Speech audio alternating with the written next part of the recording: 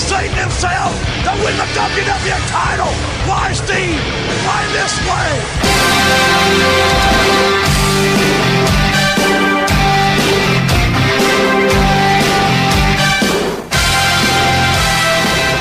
So we're here for our third installment of WrestleMania Revisited, and Nikki, I know this is your WrestleMania choice, WrestleMania 17, but I do have to do my nonsensical background stuff. Of course. This time I'm going to let it all come out, right? You're going to let it all out? Yeah. I'm going to do things my way. My way or the highway. My God, that song was on that show a lot. It was. It's a great song. It was perfect for it. It's just heavy on the lyrics when, you think an instrumental would suit, when there's going to be music every 19 seconds. But, it was a time before Xbox. It's a time just before 9/11 when you could go through an airport without being sexually assaulted for having a coin in your pocket. But 2001 was the International Year of Volunteers, lads. Oh, wow. If only someone had volunteered to improve the entertainment industry outside of wrestling. One of the best ever WrestleManias, but the quality of other forms of entertainment was in free fall. Spy Kids was the US number one, or the box office number one in the US. It's not great. No, it doesn't compare with Teenage Mutant Ninja Turtles 2 that I had for my one. I checked the UK box office to see if it was any better, but Miss Congeniality topped the movie charts for 2 weeks before Bridget Jones' Diary took the crown for the following 5 weeks until Rugrats in Paris dethroned it.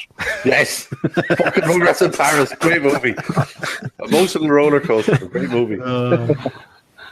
It wasn't much better than music charts. Butterfly by Crazy Town and Angel by Shaggy had the old collar and elbow tie-up going for the 3 weeks surrounding WrestleMania in the US.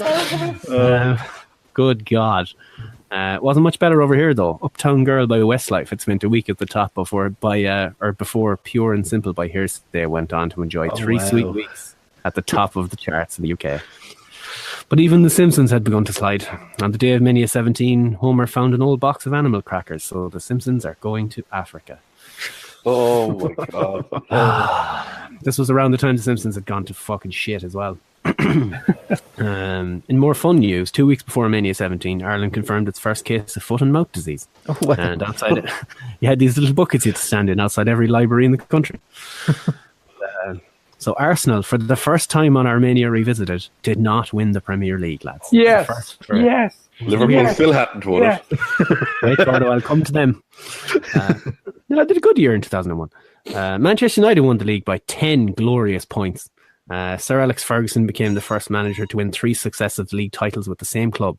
A great man, that fella. It's a great year for United. Fuck him. But, it wasn't the only big story.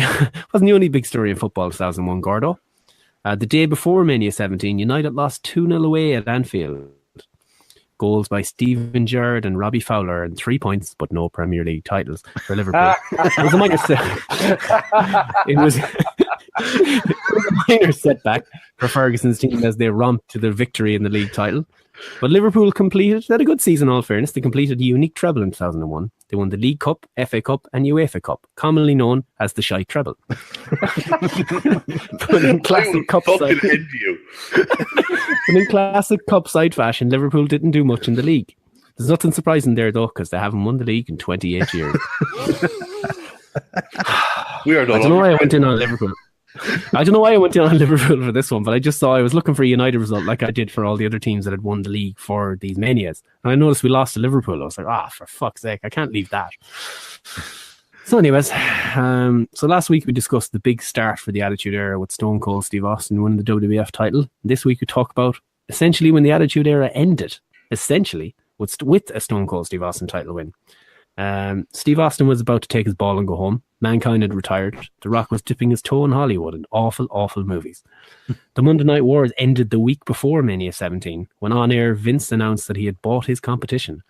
On the Go Home Raw, while watching 2 CRT TVs, one with Nitro and one with Raw, Vince announced that the 2018 Hall of Fame Jeff Jarrett was capital G, double O, double N, double E gone. That was fantastic. Vince says he'll sign the contract this Sunday at WrestleMania 17. He'll sign it when Ted Turner himself walks down the aisle and delivers the contract to him. WCW will remain buried, but then Shane appeared. And he's not here in Cleveland, Nikki. No, he's in Panama City. What? Yeah. The name on the contract did say McMahon. but not Shane, or not Vince McMahon. It was Shane. What? So I call it the greatest go-home Raw in the history of fucking wrestling. You can't get much bigger than what happened that night. No, definitely not. So you had Paul Heyman on commentary, and WCW talent were in the stands in the Houston Astrodome after having an angle ruined by, was it Sean Stasiak or someone? Stooged off an angle. I believe so. But we opened with that wonderful countdown sound that we start with, and Y2J opened the show, Nicky. He did. So, first matchup was an Intercontinental title match between Chris Jericho and William Regal. First title match of many title matches on this card. There was 7 of them in the 11 matches that came up. Isn't that how many that's going to be on that fucking thing over in Saudi There Arabia? is, shockingly. But yeah, we're in the Astrodome. It's the first Mania that was in a stadium since 1992. So this is kind of a big deal. Looked impressive.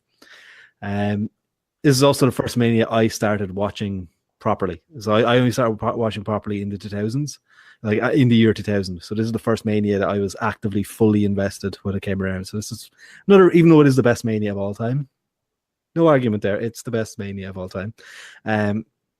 It's also my first one, so it's nostalgia. You never forget your first one, Nicky. Never forget your first. Like, it was sponsored by Snickers Cruncher.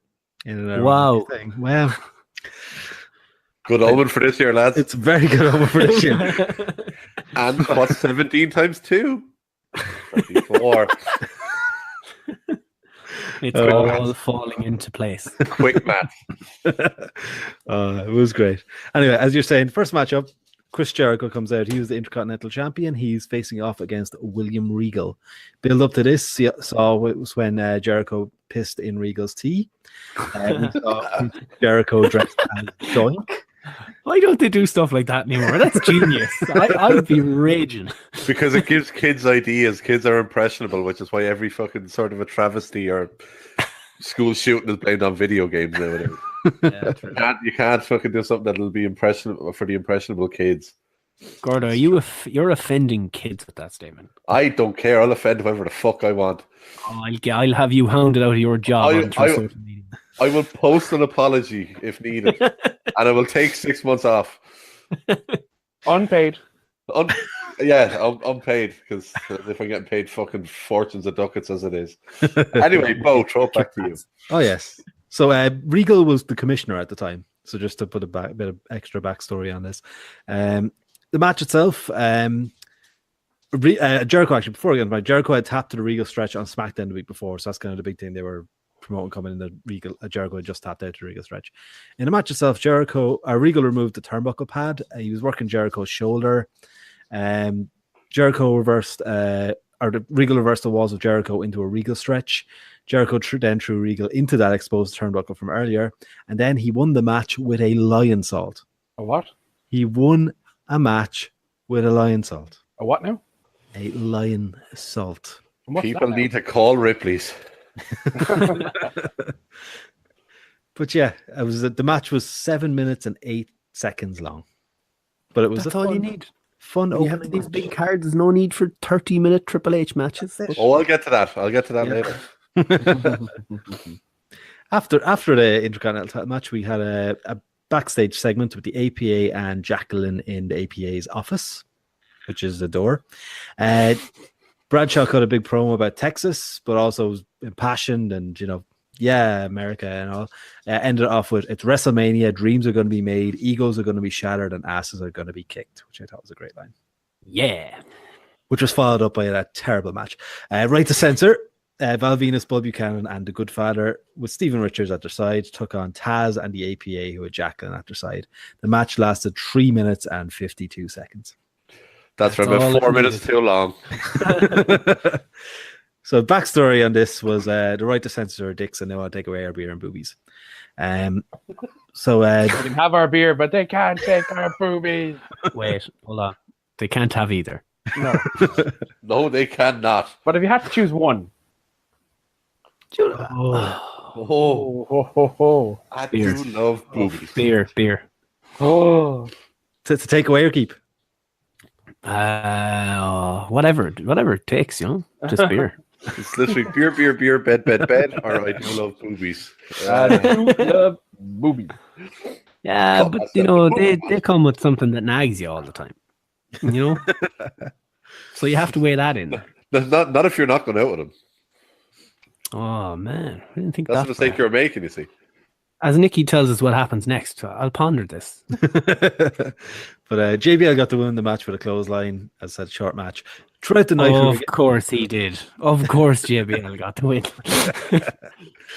throughout the night, we were getting ads for WWE The Music Volume 5, which I have on CD at home. Ah, nice. So many songs on there from it. It was great.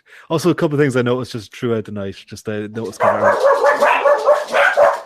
Jesus, Nikki's just been attacked by a dog. Yeah, so there's now some dogs involved here. 1 second. Mute your mic there, Nikki. And Nikki's gone. He's just been attacked. Steve isn't. Oh, Steve is in the same house, so he's muted. The hounds of justice have pounced. They have been thrown in the lake of reincarnation and have actually been reincarnated as actual dogs. We'll move on until Nikki's back. You've notes anyway there for the Hardcore Championship triple threat match that followed. Yeah, so we had it was Raven and Kane and Big Show. Q Raven strolling down with an shopping trolley full of weapons, which was fantastic. This is one that one of the last times I think where they properly used a full arena for one of these. So you had, I'd say this is probably the best back. hardcore title match there's ever been, to be honest. Oh hell yeah, Definitely, yeah. better than the Hardcore Battle Royal from fucking WrestleMania 16. Anyway, Jesus Christ, that yoke was an abortion. Sorry, Nikki, carry on. Oh, I got back. Cool.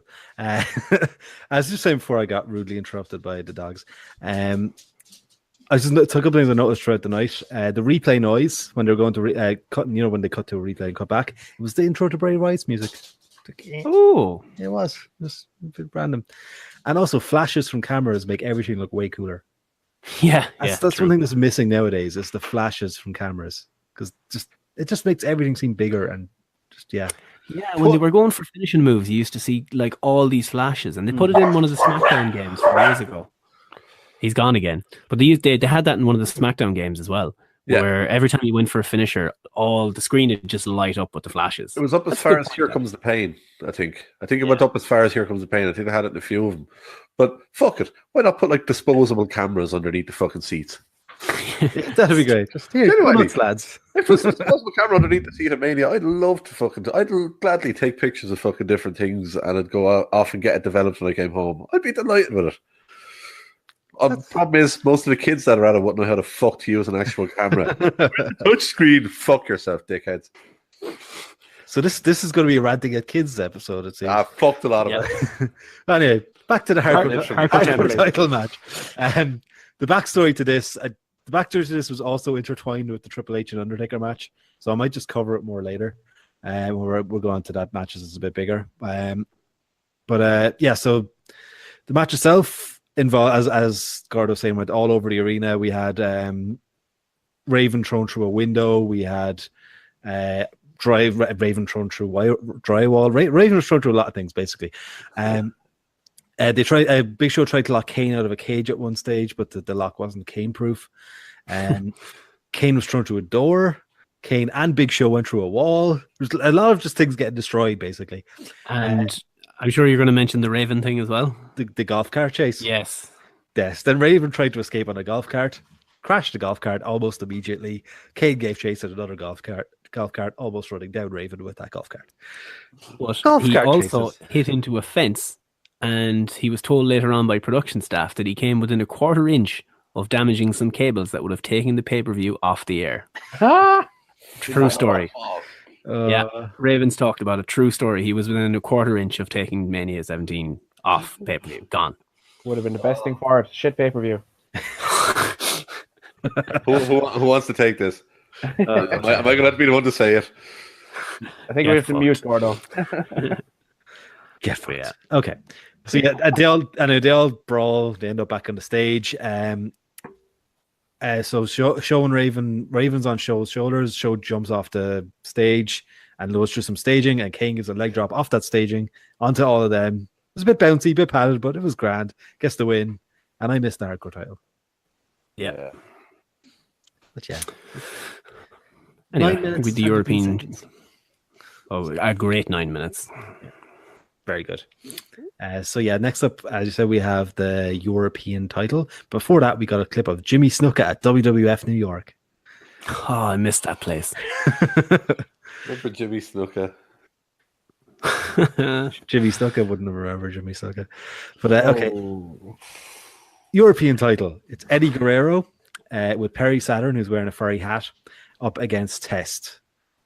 It was Test. This is a test. Who's the champion going in. Gordo had a thing about Test that he was saving for this and it ruined earlier on the night. Yeah, fuck it. I had to throw it in there. Just as Baron Corbin. Baron Test is essentially what they want Corbin to be now. But none of us want any of those things. No. I like to test.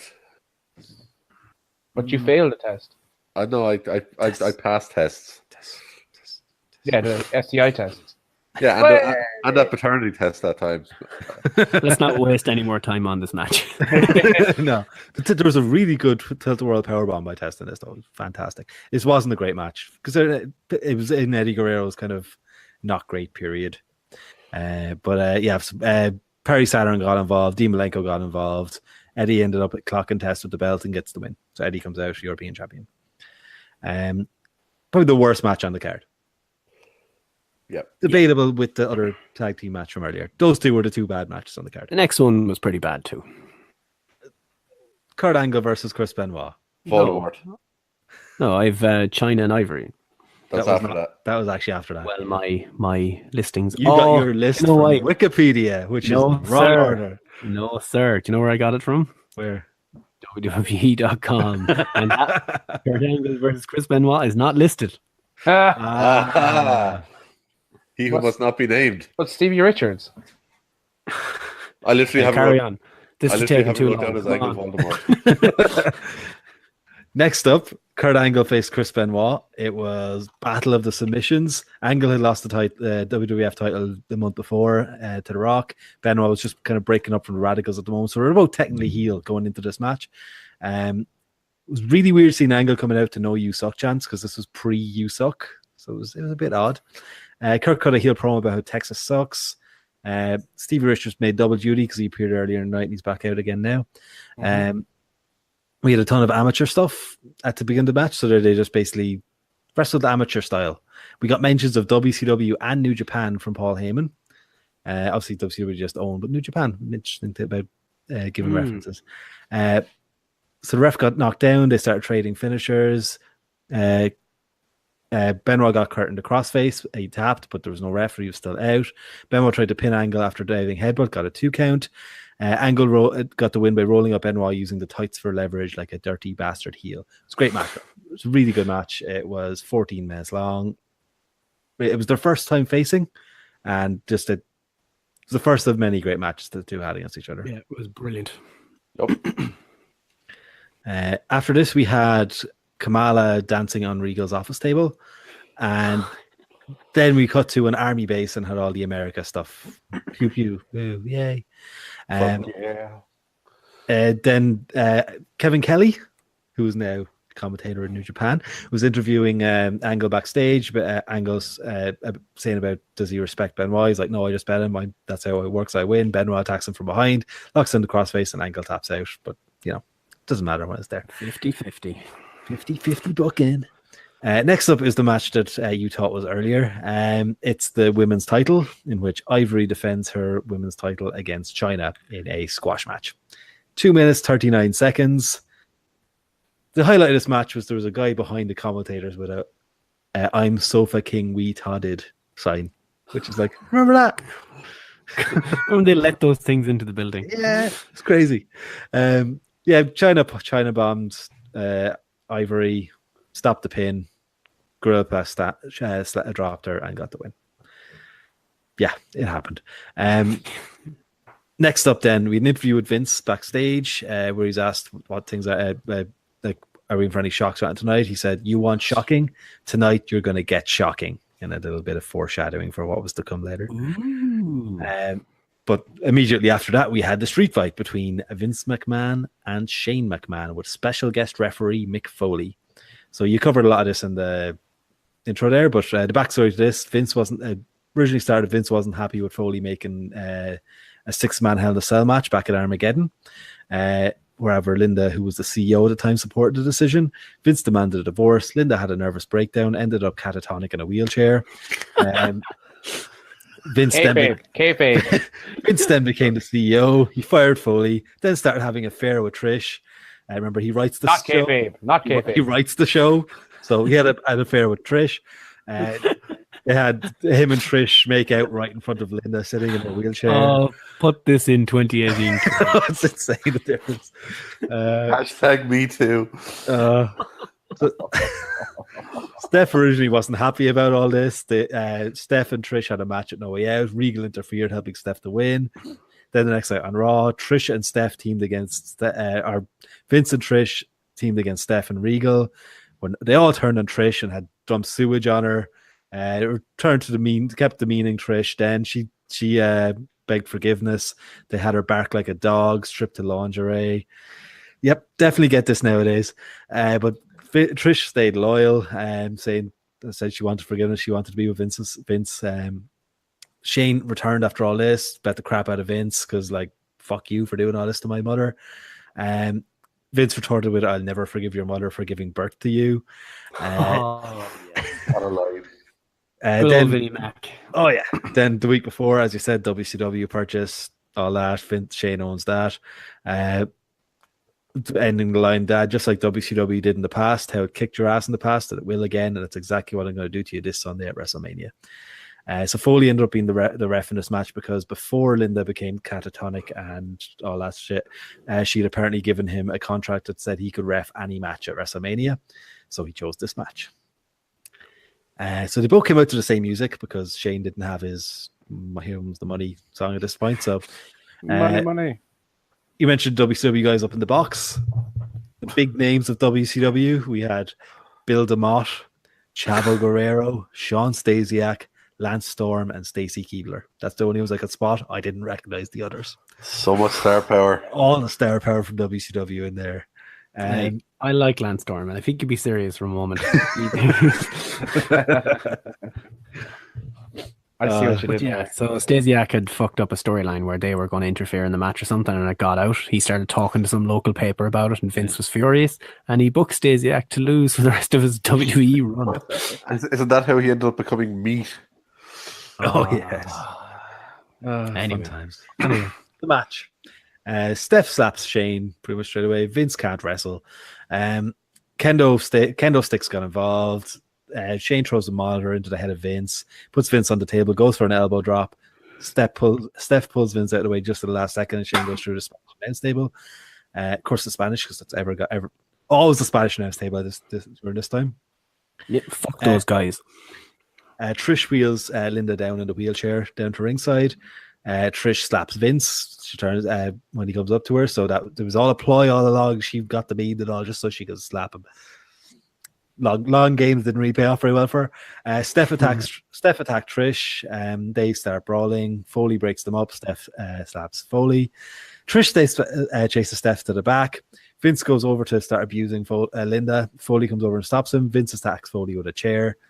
Vince then puts Linda in the ring on a chair, rolls her into the ring, puts her in a chair in the corner, throws Shane back into the ring, starts hitting him with a garbage can. As he's holding up the garbage can over Shane for one of the shots, Linda stands up behind him. Vince turns around, awkwardly opens his legs just a little bit further, and Linda kicks him right in the family jewels. Foley then attacks Vince as well, and Vince ends up in the corner. Shane puts a garbage can in front of Vince, goes up on to the opposite ring post. First ever coast to coast. Shane onto the trash can, and Shane gets the win.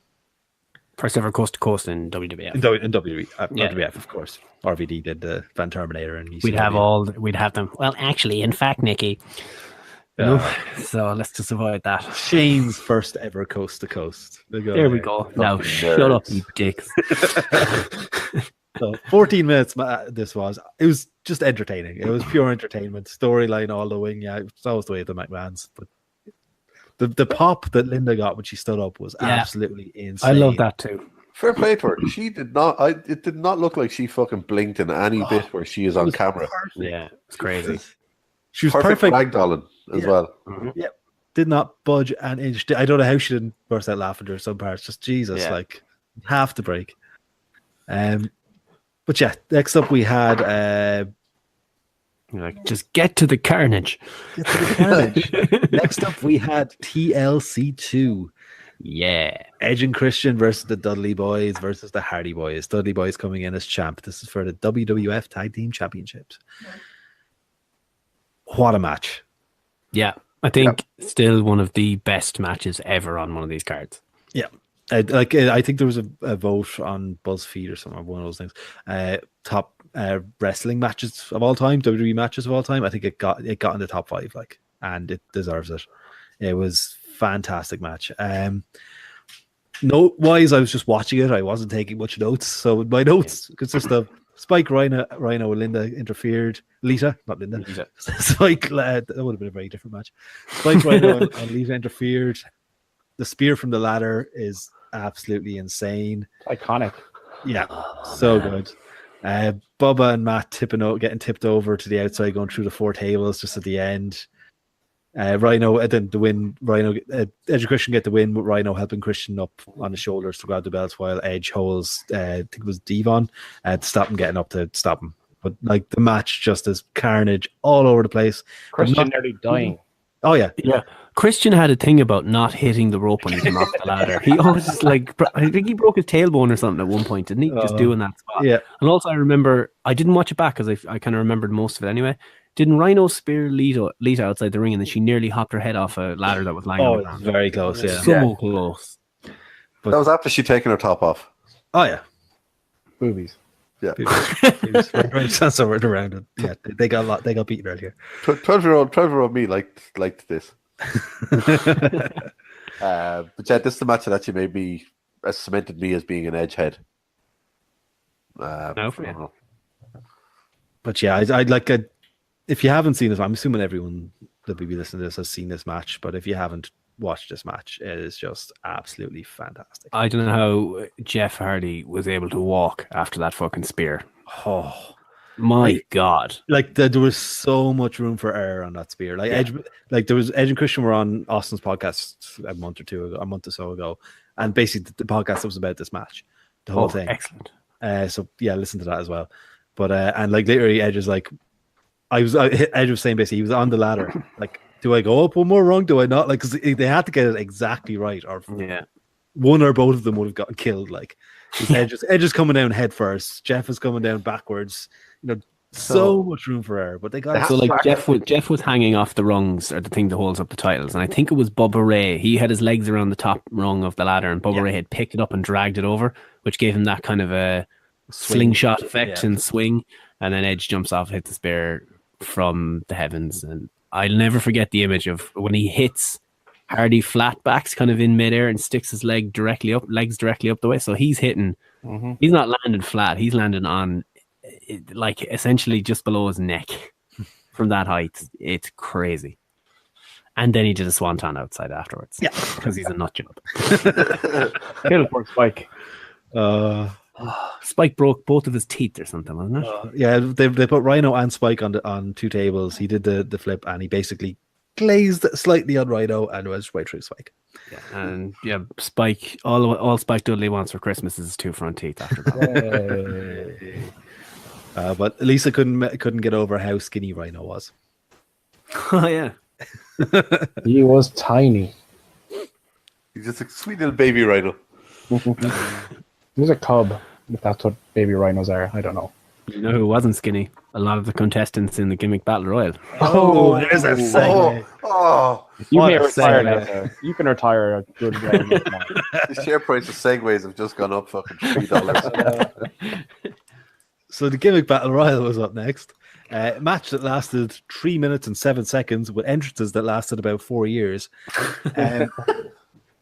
What was the cumulative age of entrance? I should have looked that up. Damn, I didn't think of it. I'm going to run through the full list of entrants. In fairness, there's a lot of them. Oh, wow. So the match was commentated by Mean Gene Okerlund and Bobby the Brain Heenan. They made their entrances first. Bobby was on fire for the whole thing. At the entrance were The Bushwhackers, Droog the Dumpster Drosy, Iron Sheik, Earthquake, The Goon, Doink, Kamala with Kimchi and Harvey Whippleman, Repo Man, Jim Cornette, Nikolai Volkov, P.S. Michael Hayes, One Man Gang, Gobbledygooker, Tugboat, Hillbilly Jim, Brother Love, and Sergeant Slaughter. A lot of good brothers in there, Nicky. Oh, yeah. And the only one in shape was Hillbilly Jim. Yeah. And that's why he's going into the Hall of Fame. If you can ever call Hillbilly Jim in shape, where was his shape? He was probably still working for them at the time, though, wasn't he? He was doing other stuff for them around then. I have no idea, to be honest. Maybe he was gone by then. I don't know. He was there for a long time after his main run, anyway. But the Iron Sheik wins because he can't be thrown over the top rope because he would have died. And Slaughter attacked him after the match, locking in the Cobra Clutch because America. Racism. Speaking of America.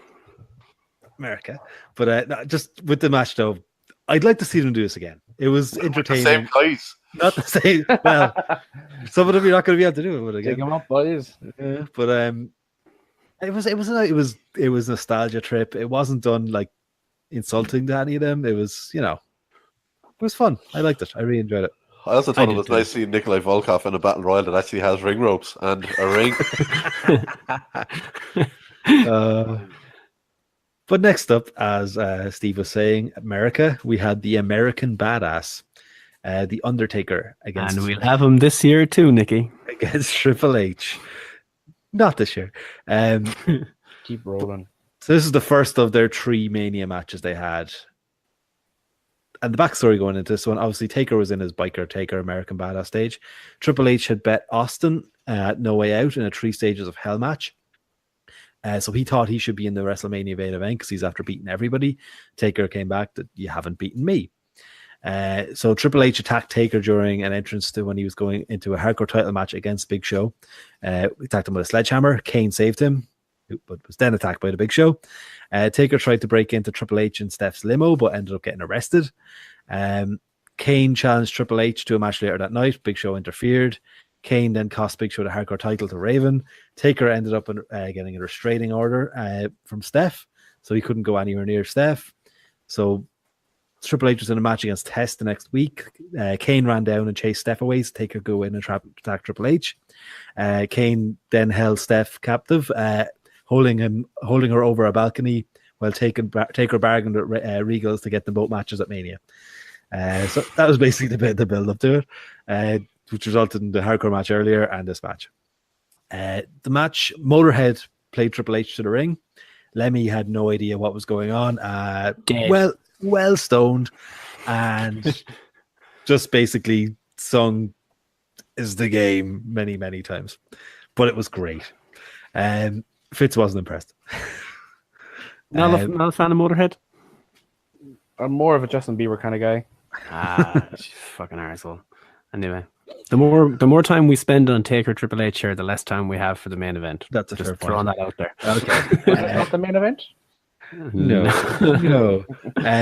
So Taker came out to Limp Bizkit because there wasn't enough Limp Bizkit on the show. He was rolling at the time. Spanish announce table the replacement Spanish announce table got immediately broken again. Triple H threw Mark Eaton, the timekeeper, over the barricade. Just literally tossed him. It was hilarious. Got a sledgehammer. Mike Chioda took it off him. Triple H got catapulted into Mike Chioda, but he was up like straight away after that. Then got hit with a chokeslam for a 2 count. Taker, because Taker thought that should have been a 3 count, he attacked Mike Chioda with an elbow drop. 1 elbow drop. They all brawl to the crowd. Taker and Triple H brawl into the crowd, end up in scaffolding. Triple H gets chokeslammed off the scaffolding by Taker onto a big pile of pillows, which one of the angles completely ruined that and showed it really obviously, whereas the first ones they showed were fantastic. They showed him like going off screen. It was like, oh my God. And then they showed angles like, oh, he just bounced on some pillows. Taker then elbow dropped onto the pillows. Ended up back in the ring. Mike Chioda is still knocked out. This is a good 7 minutes later. Taker gets the sledgehammer, but gets kicked in the dick before he can hit Triple H. Taker then blocks a sledgehammer shot back from with a big boot. Mike Chioda still knocked out. Taker then hits a tombstone. Mike's still having a nap. Taker should really use this elbow drop as a finisher. Like literally, he's out for 10 minutes. 10 minutes. Without a budge, without a single move. Mike Chioda was knocked out for 10 minutes. Taker wakes him up then after not getting after there's no one there for the pinfall after the tombstone. Probably I think my favorite part of the match, Taker goes for the last ride, but as he's lifting up Triple H picks up the sledgehammer and cracks him in the head with it. Ends up getting a 2 count out of that, but Taker was bust open. After that, Taker does hit they go into the corner where Trips is trying to basically he's up on trying to in the corner punching him. Taker gets him in the last ride, hits it to go 9-0. He was only 9-0 at that point. He's only a Baba Taker. Only a Baba Taker, 9-0. Yeah, it was a great match. It was 18 minutes long, so nice, decent long match, but it was fantastic. Mike Yoda had a nap for half of it. And Mike Yoda was asleep for half the match. It was great. Lovely, handy day for Mike Yoda. And then we're into the main event. The main event. Of the evening. And the match that showed the value of JR. You will have heard it in the intro to this piece as well, but JR was incredible in this. Oh, yeah. Oh, he was so good. Especially at the end, like just the screaming. But Son of a bitch! The backstory of this match, this was their second WrestleMania main event. It was The Rock and Stone Cold Steve Austin, because I don't think I've actually said this yet, for the WWF title.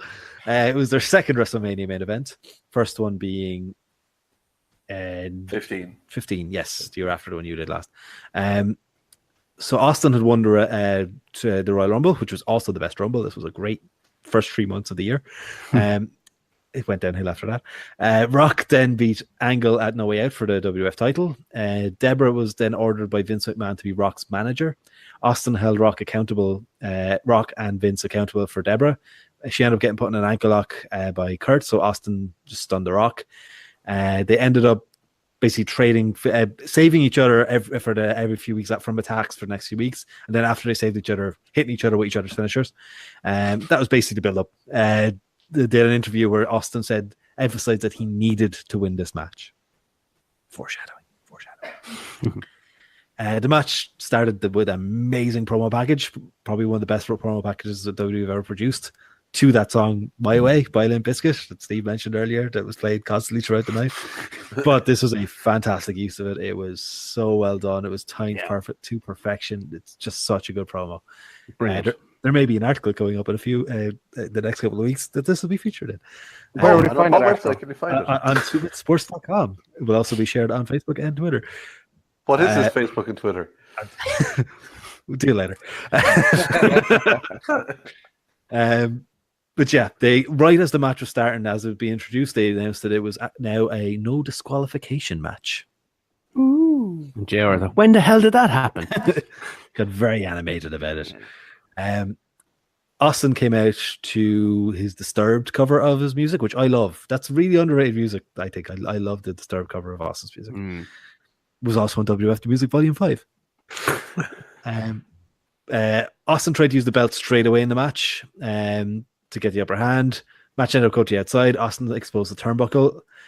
Texas crowd was firmly behind Austin in this match. It was, even though they're both super over faces, Texas crowd, Austin. Austin got the ring bell, split the Rock open with it. Austin then attacked Mark Eaton. Don't know why. He's the guy that throws him his beer, but he went for him anyway. JR exclaimed, "We've lost our monitors. We can't see a damn thing." Look up. Rock threw Austin into the exposed turnbuckle, then followed up with the ring bell. So Austin's now split open too. They're both bloody messes. Rock got the sharpshooter, so we had echoes of Bret Hart and Austin, but he managed to get to the ropes this time. Rock broke the hold. Don't know why. It was no DQ match. Austin then locked in the sharpshooter. Rock had to pair out of that one. Austin got locked in another sharpshooter. Rock got to the ropes. Austin held on a little bit longer this time. At least he didn't break straight away. Then Austin throws back the ears and locks in the $1 Million Dream. We then get Rock then hits a stunner on Austin for a 1 count. Just broke straight up out of it. Vince McMahon then came down to ringside. Rock hit the people's elbow. Vince pulled the Rock off of Stone Cold Steve Austin in the first bit of a hint that we got of what was coming. Rock then chased Vince. Austin then hit a rock bottom onto the Rock for a 2 count. Hebner got knocked out of the ring. Don't know why, because no DQ match. Low blow from Austin. Austin then asked Vince to get him a chair. Crowd are getting very confused at this point. Austin held the Rock up while Vince hit the Rock with the chair. Also got a 2 count. Rock bottom from the Rock. Vince got in the ring then and started attacking him. And Austin then hit a stunner for a 2 count. Vince handed Austin the chair. Austin nails the Rock with a chair. Another 2 count. Austin then repeatedly beats the Rock with the chair over and over and over and over again. 16 times I counted. 16 times. Pinned him and finally gets the 3 count. Austin cements his heel turn with a shake of the hands to Vince McMahon. They drink some Steve exclaims, Austin and McMahon are shaking hands, and JR is, son of a bitch. Super pissed, JR was. Austin hits Rock one more time with the title for one good measure, and Austin and Vince walk up the ramp like busy mates. Like nothing ever happened for deal with the devil. The match itself, though, was fantastic. Because of the ending, I completely forgot how good the match was. Yeah. But watching it back, it was such a good match. Yeah, their 15 one is actually amazing as well. And I'm sure we'll find out next in your one that 19 was pretty good too. It was, but and I will say, as good as 19's was, it was actually the worst of the 3. Yeah. Weirdly enough, I think 15 is the best of the 3, barely. But this match was fantastic, start to finish. And if this is what was kind of the end of the Attitude Era, my sweet Jesus, what a way to go out. Yeah, the angle at the end made it the better match, I think, of the 3. I think it's more iconic without a shadow of a doubt. Yeah. But I think bell to bell, I think I personally preferred 15. But this match was phenomenal. Like, yeah, I mean, it was the 2 icons. As I said, it's the end of the Attitude Era. It's the 2 icons of the Attitude Era from WWF standpoint. Rock and Stone Cold meeting in the ring. This is basically the end of Rock's proper full-time run. Yeah. He started doing movies after this straight away. And Austin turned heel in it, which cemented the end of his run. It was properly the end of the Attitude Era. Yes. Yep. And it was also the 2 biggest rivals of the entire era joining forces at the end of it. Yeah. It was great. The whole thing is perfect. And Rock goes off and films movies. Austin takes his ball and goes home, and they had to bring the Rock back early. Austin take his ball and go home until a year after this. It was after the following Mania. Yeah, but he had all his neck problems and shit at this stage. Well, after this is when they went into the heel Austin run, and yeah, but he had to reduce his schedule because he had all the neck shit. Yeah. That's why he had all the guitar playing and stuff, because he had to keep himself on air. It's a shame. Austin was amazing. It was. One thing I do miss. You know the thing they have at the end. The video package recapping the whole show. So good. I don't know why they don't do that anymore. They're so good. It's a perfect way to end the show. Like breaking up there. Yep, you hear me now? Oh, I don't know if we got any of that. I couldn't hear anything, but yeah, it was all good. So I think you're breaking up, Steve. Is it? Yeah. Okay. All right. That's fine. All right, peace. Well, we need to go soon anyway, because we did the thing we said we wouldn't do. Here we are 2 hours later. Just a couple of fun facts from the show, though. This event holds the record for the most title changes at a single WrestleMania. 5 titles got changed. Jesus. Random fun facts. And with the dogs.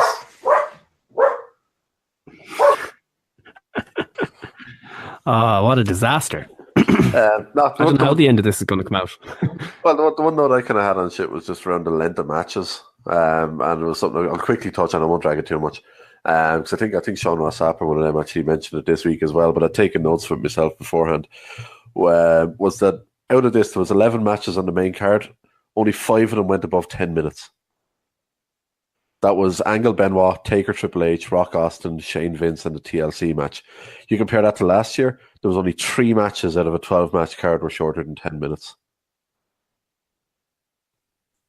I think it would help now this time around because you've got so many matches on the card.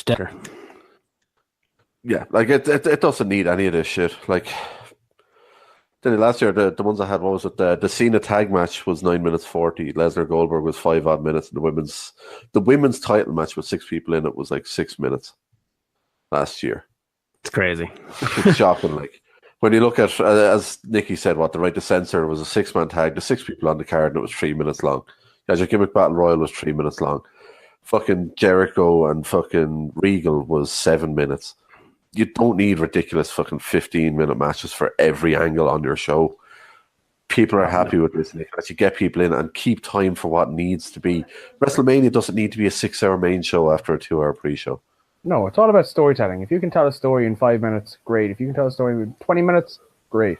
It just has to make sense in the storyline. Yeah, exactly. Give the time that makes sense for the story. And as I said, the five matches that went above 10 minutes on Mania 17 were the 5 that you thought needed the time. But you look back to last year, half the matches needed no more than 7 or 8 minutes. Yeah, that's true. Plus with the amount of time that they put into video packages nowadays. Like not every match on this show had a video package. I think there was 2 or 3 of them. Or there was 4 of them, I think, the whole show had video packages. Yep. And 1 or 2 of them had stuff where it was during an entrance, there was a replay shown. And they don't use backstage segments enough at WrestleMania now anymore. No, because everything has to be, you have to bring a celebrity out in front of the camera and all. It's overly entertainment-y, whereas it's like you need to find that sweet spot. And Mania 17, I thought, found the sweet spot, which is one of the reasons I think is why it stands out as being the best until Mania 19. After 14. There was a good pace to the whole thing compared to even the one I was at, which was a slog, an absolute slog. 7 hours I was there. Yeah, it's bad for the fans. And I mean, like he must have been dead by the end of that. But you see Rock Austin here. By the end, that crowd was still as hot as they were as that first bell. Oh yeah, yeah. The placement of the battle match and everything. It was a nice little palate cleanser, before it got back into the serious stuff. Oh yeah, and again, it's all match placement. Well. Yeah, completely. But yeah, that was just something that I picked up on and I thought was kind of worth a quick mention. So we won't drag it out too much, obviously, because time constraints. Before we go, Steve, you I don't know if you're serious or if you're messing. You're not a fan of it. Of 17? Yeah. No, it's just the second best WrestleMania ever. What's the best? WrestleMania 19. 14, obviously. Okay. The one we did last week. Your one. Yes, exactly. My one. So where does WrestleMania 7 rank in this list? Quite near the bottom. Only above WrestleMania 9. In fairness, it has 7 had the one moment. You based your entire one off of one moment. It's that good. Yeah, it's that good. I don't give a shit about the rest of those fucking. I don't give a fuck about any of them. That has one of the most iconic moments in the history of the whole thing. Virgil. That's all I'm saying. Not a pair, Nicky. Didn't happen. Macho Man, Elizabeth. All you need. But yeah, we have to go now because it's been very, very, very long. We tried to avoid it, but we just ultimate deletion. Yeah, I might have to cut some of this up. I don't even know if any of that made it at the end because Gordo's screen was all flashing. There was dogs. There was all sorts, and I think I was breaking up as well. So we don't know what the end of this could be. So might have this ready and edited by next week. But yeah, we've already done all the plugs already. There's no need to do them again. Yeah. No, Steve, do you want to do them? Tubasports.com. Hallelujah. Yeah, and follow Tuba Wrestling and tubasports.com, Facebook, YouTube. Don't know what's going to happen in YouTube. Just clips, I think. We're not going to put them up there anymore. It's just going to be on Soundcloud. And behind the paywall. All the services it feeds to. There's no paywall. There'll never be a paywall. No, there's not. Yet. Yeah, SoundCloud, Stitcher, iTunes, all that stuff. So we have to go now. Say goodbye, boys. Take them away, toys. Goodbye, and make sure to tune in next week when I cover WrestleMania 19, which I can't remember if we rounded off at any stage during our WrestleMania segment. Goodbye. We did not. Good. Atlanta. It's the worst ending to... Yeah, absolutely atrocious ending. The last 10 minutes were awful. Goodbye.